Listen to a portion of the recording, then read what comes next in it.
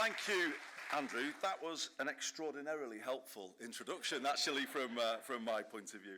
So I'm definitely not here to talk about my career plans, other than to say I wrote a book, as you might know, with the Mayor of the Liverpool City region, Steve Rotherham, about leaving Westminster and establishing devolution across England. It's called Head North.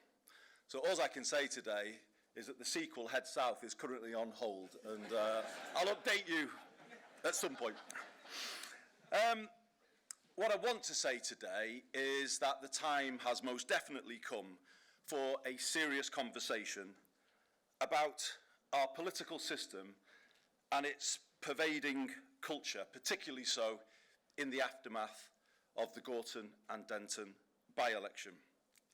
It revealed the full depth of the chasm between people and Westminster politics. I don't think anybody can seriously dispute that statement. Certainly, if anybody was there, you will know the truth of what I'm saying. It hasn't been connecting for some time, a long time. But actually, I think something worse is starting to come through. And it's revealed, actually, in a poll by More in Common today about the cost of living crisis. The worst thing is that people are actually giving up on it. They are concluding that it won't solve their problems. In the past, there would always be a sense that, the next big change in politics will bring a refresh and a solution. This poll today by More in Common says 59% of people across Britain expect that the cost of living crisis will never end. 59%. I would say that is code red for Westminster politics. This is getting extremely dangerous. And change in our political system and culture is desperately needed.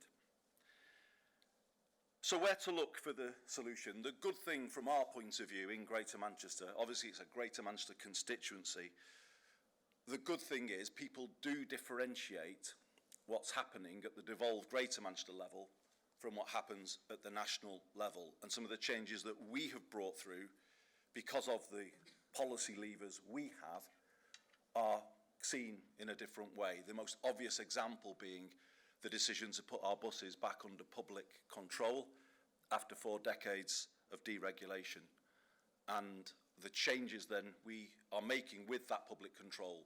£2 fares still in place. This week, removing the 9:30 restriction on older and disabled people's bus passes. In Westminster, that would be seen as a sort of a small thing, but you know what? It isn't actually. That has liberated a lot of older and disabled people in Greater Manchester this week to be able to travel whenever they want and go and care for the grandkids if they need to early in the morning, or get to a hospital appointment, or go to work as a disabled person, whatever.